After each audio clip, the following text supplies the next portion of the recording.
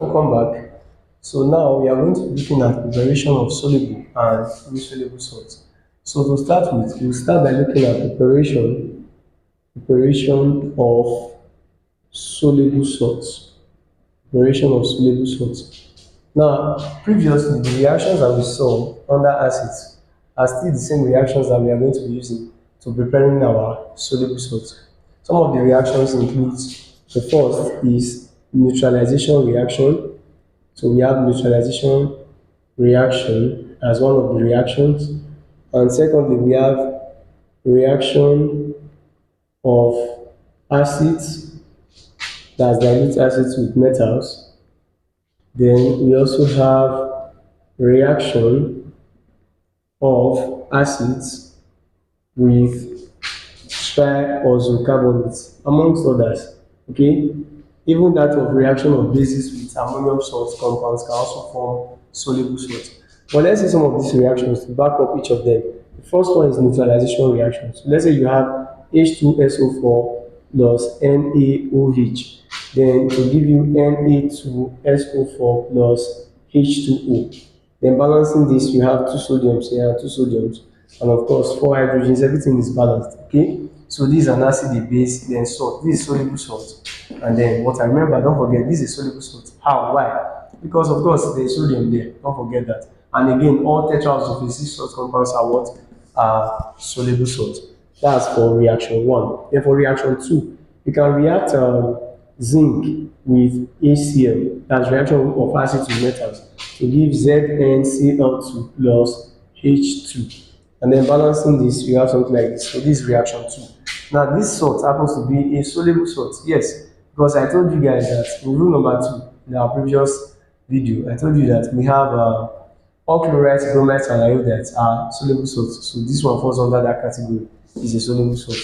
Then again, the third reaction, what we can use to back that thing up is we are reacting an acid with a triazocarbonate, let's say CaCO3, and then you have CaCl2 plus H2O plus CO2, liberation of carbon dioxide gas. But is this a soluble salt or insoluble salt? Of course, it remains what? Soluble. Alright? So these are methods that can be used in the preparation of soluble salt. Then in the preparation of insoluble, most times exam bodies they love to ask questions on the preparation of insoluble salts because they know that students are aware already of the preparation of soluble salts. So let's consider the preparation of insoluble salts. Now, preparation of insoluble salts. Now, the first method for preparing insoluble salt, which is considered to be the main method, is by double decomposition. By double decomposition. And of course, I've explained this in one of my videos on chemical reactions, where I explained that double decomposition entails two soluble salt compounds exchanging their ionic radicals to forming a soluble salt and an insoluble salt. All right, and then you have, let's say, a reaction like this: AB plus CD to give AC plus BD. Let's say when you dissociate this is A plus and B minus. Then while this one is C minus and D plus. So it's obvious that it was this A that picked up the negative of this one to form AC. Then while this one picked this to form BD. So this one is considered to be soluble. This is also soluble. Then this can be seen to be insoluble, while this one is not soluble. So the idea about double decomposition is that two soluble salt compounds will come together to exchanging their ionic radicals, producing one insoluble and one soluble. All right. So let's take, for example, we have two soluble salt compounds. We have NaCl plus AgNO3. Now these are two soluble salt compounds. When they exchange their ionic radicals, it ends up giving you AgCl plus NaNO3. Observe it. This happens to be a soluble salt. This one is still what? Soluble. But this one is what? Insoluble. Go to the series of my solubility rules. You tend to understand this better. While this one is soluble. Alright? So this reaction is known as double decomposition. How were the products formed? By simply dissociating this one. This one is Na plus, and this is what? Cl minus. This one is what? Ag plus, while this one is what? NO3 minus. Okay, so this one we attract this to form this, then while this one attracted this to form that. Okay, so that's double decomposition. Another method of preparing insoluble salt is by direct combination, by direct combination of elements, by direct combination of elements. And of course we could have this combination Fe plus Cl2 to giving FeCl3. So balancing the reaction, here is 3 and here is 2 and here is 2. So looking at this reaction, of course this is an example of insoluble salt. Now, even in my solubility rules, I didn't tell you that iron chloride is an insoluble salt. Now, the reason is because normally iron, main ionic representation of iron is what? Fe2 plus. So when it is being oxidized to Fe3 plus, this is not considered to be a stable ionic representation of iron. So any compound that is formed by this is considered to be unstable. So hence this one is still an insoluble chloride, all right, but it's not really treated as a main compound because even the ion that leads to the formation of it is unstable. All right, so these are the two methods that you can take cognizance of when preparing your insoluble salts. So the next that we'll look at, which would be I think second to the last of salts, is the properties of salt. I'll be brief about this. Now, there are three properties. There are three properties of salt. So we have properties of salt. What are the three properties? We have efflorescence. We have efflorescence. Then we have deliquescence. Then we have hygroscopy. So we have efflorescence, deliquescence, and hygroscopy. All right. Now let me quickly just explain this concept very well. For efflorescence, it is actually a phenomenon in which certain compounds, on exposure to the atmosphere, they tend to lose all or part of their water of crystallization when exposed. So it means that those salt compounds must be salt compounds that contain water of crystallization. So they are also called hydrated compounds. All right. So they lose. So you can put lose in somewhere here. Then we have both of them here. They tend to what? To gain. All right. So these ones, they contain water of crystallization. And classical examples of compounds that are efflorescent in nature includes, we have the sodium carbonate decahydrate, all right, which is also commonly known as washing soda. So this is also called washing soda, all right. And then we also have others such as I think we have the magnesium sulfate heptahydrate, yes, and then we also have the copper sulfate pentahydrate, which is also known as the blue vitriol. All right. So these are actually examples of efflorescent compounds. They are also called, what did I say? Hydrated. So please don't forget that they are also called hydrated compounds. All right. They are also called hydrated compounds. So a question might be asked. I've not seen this before in JAM, and then they said that which of the following compounds experience decrease in weight when exposed to the atmosphere? Of course, you know, the one that tend to lose water of crystallization is most probably the one that should experience decrease in weight. And the answer to that question is known as efflorescent compounds. All right.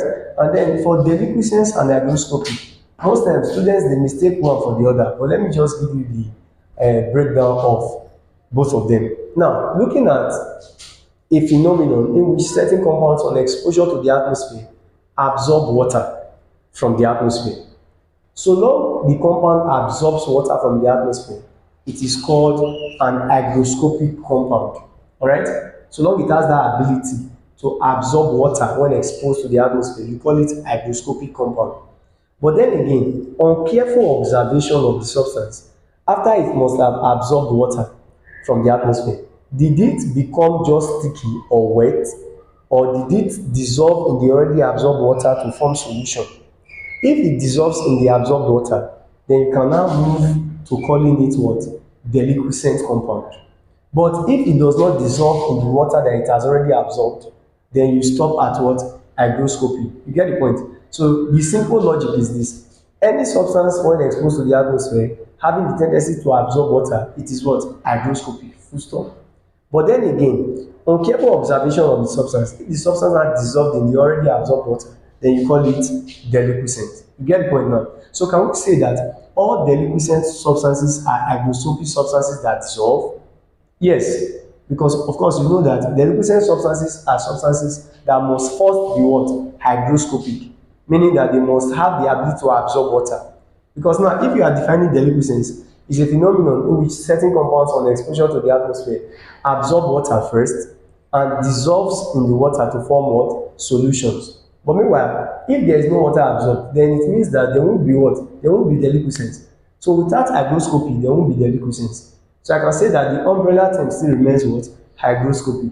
So we could say that deliquescent substances are hygroscopic substances that dissolve. Do you understand the point?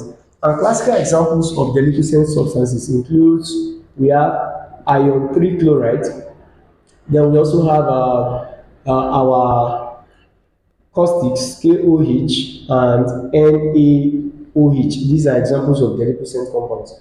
And classical examples of hygroscopic substances include copper oxide, calcium oxide, and even concentrated sulfuric acid H2SO4. So all these are examples of hygroscopic substances. The question was asked, and then they were like, which of the following substances are commonly employed as drying agents in the lab? And then there was hygroscopy, there was deliquescence, and I think there are other options.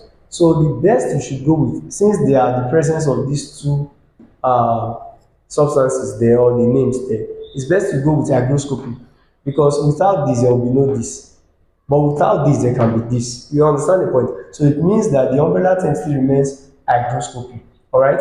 So but in a case whereby they give you a question and you are asked that which of the following substances are commonly employed as drying agents in the lab, and then you have hygroscopy, you have deliquescence, and then you have all of the above. Of course you can go with all of the above when you are only having these two as options. All right, so that's it. Then we are done with this. Let's progress to looking at the uses of salts, the uses of salts, and this will be the last part of salts. So looking at the uses of salt, of course you ought to know that salt can be used in diverse forms. Of course we must have seen the one that is commonly used at home, the one that is called sodium chloride. This is called table salt or common salt, and of course it can be used as a preservative. It can be used to preserving perishable products such as fishes, meats, and all that. And then again, it can be used for cooking. All right, and we still have other salts like the KNO3, even K2SO4. Both of them, they have applications in fertilizer production. Yes, fertilizer production. Then we also have the copper sulfate. Now, copper sulfate can be used in dyeing, and calico printing.